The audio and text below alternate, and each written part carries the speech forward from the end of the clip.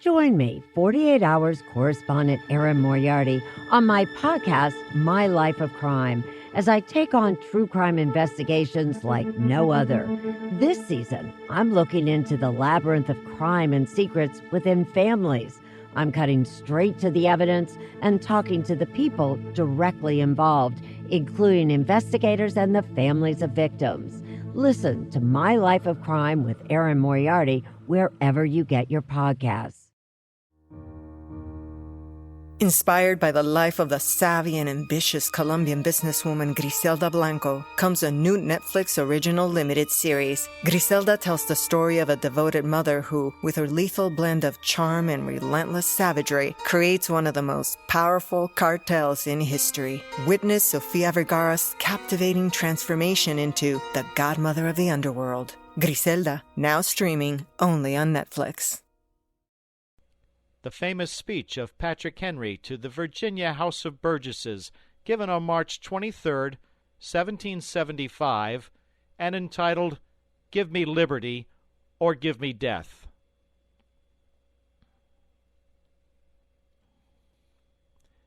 No man thinks more highly than I do of the patriotism as well as abilities of the very worthy gentlemen who have just addressed the House. But different men often see the same subject in different lights, and therefore I hope it will not be thought disrespectful to those gentlemen if, entertaining as I do opinions of a character very opposite to theirs, I shall speak forth my sentiments freely and without reserve. This is no time for ceremony. The question before the House is one of awful moment to this country. For my own part, I consider it as nothing less than a question of freedom or slavery, and in proportion to the magnitude of the subject ought to be the freedom of the debate. It is only in this way that we can hope to arrive at truth and fulfill the great responsibility which we hold to God and our country. Should I keep back my opinions at such a time through fear of giving offense, I should consider myself as guilty of treason toward my country and of an act of disloyalty towards the majesty of heaven, which I revere above all earthly kings. Mr. President, it is natural to man to indulge in the illusions of hope. We are apt to shut our eyes against a painful truth and listen to the song of that siren till she transforms us into beasts. Is this the part of wise men engaged in a great and arduous struggle for liberty? Are we disposed to be of the number of those who, having eyes, see not, and having ears, hear not, the things which so nearly concern their temporal salvation? For my part, whatever anguish of spirit it may cost, I am willing to know the whole truth, to know the worst, and to provide for it. I have but one lamp by which my feet are guided, and that is the lamp of experience. I know of no way of judging of the future but by the past. And judging by the past, I wish to know what there has been in the conduct of the British ministry for the last 10 years to justify those hopes with which gentlemen have been pleased to solace themselves and the House. Is it that insidious smile with which our petition has been lately received?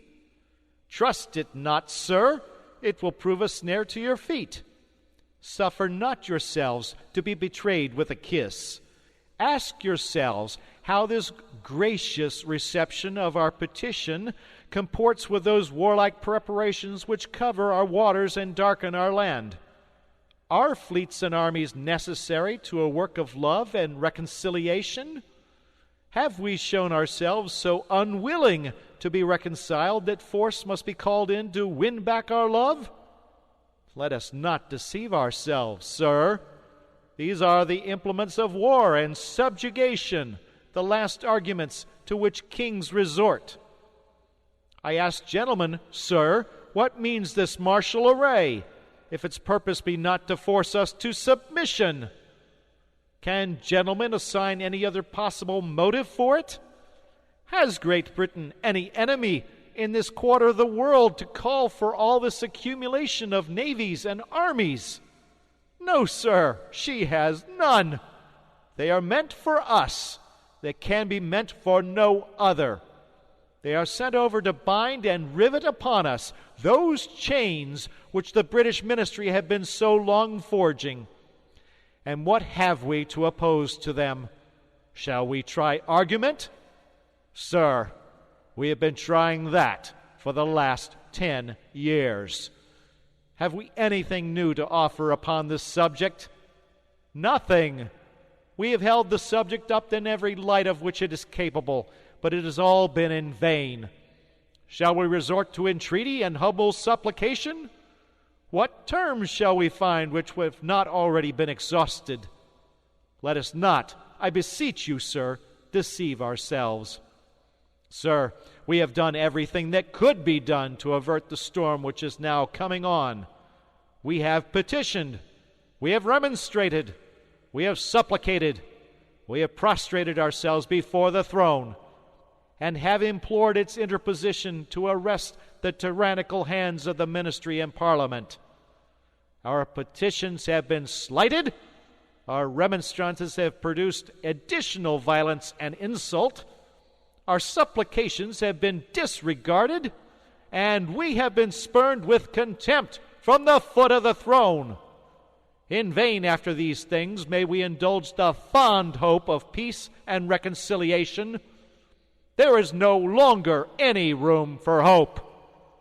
If we wish to be free, if we mean to preserve inviolate those inestimable privileges for which we have so long been contending, if we mean not basely to abandon the noble struggle in which we have so long been engaged, and which we have pledged ourselves never to abandon until the glorious object of our contest shall be obtained, we must fight. I repeat it, sir, we must fight. An appeal to arms and to the God of hosts is all that is left us. They tell us, sir, that we are weak, unable to cope with so formidable an adversary. But when shall we be stronger? Will it be the next week or the next year?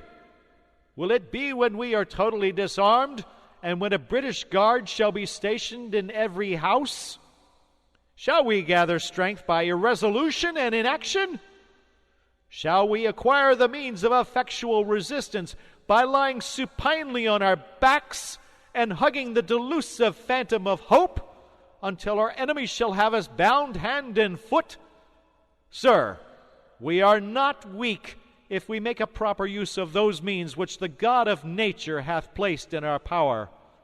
The millions of people armed in the holy cause of liberty, and in such a country as that which we possess, are invincible by any force which our enemy can send against us. Besides, sir, we shall not fight our battles alone. There is a just God who presides over the destinies of nations and who will raise up friends to fight our battles for us. The battle, sir, is not to the strong alone. It is to the vigilant, the active, and the brave.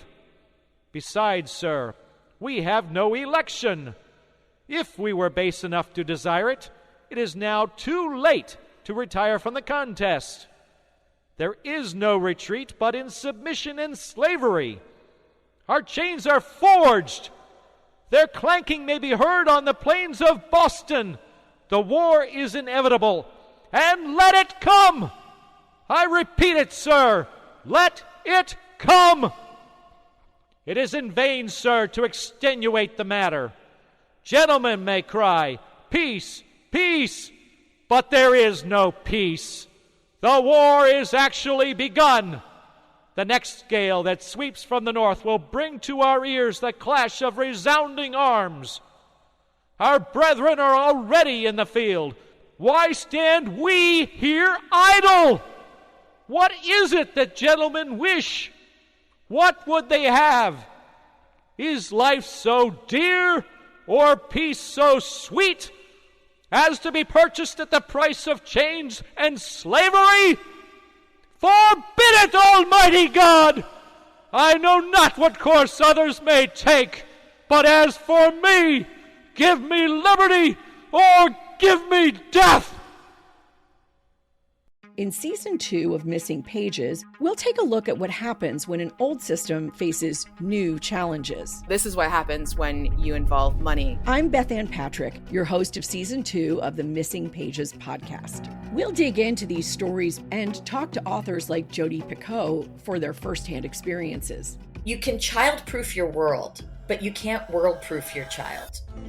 Listen and subscribe to Season 2 of Missing Pages wherever you get your podcasts.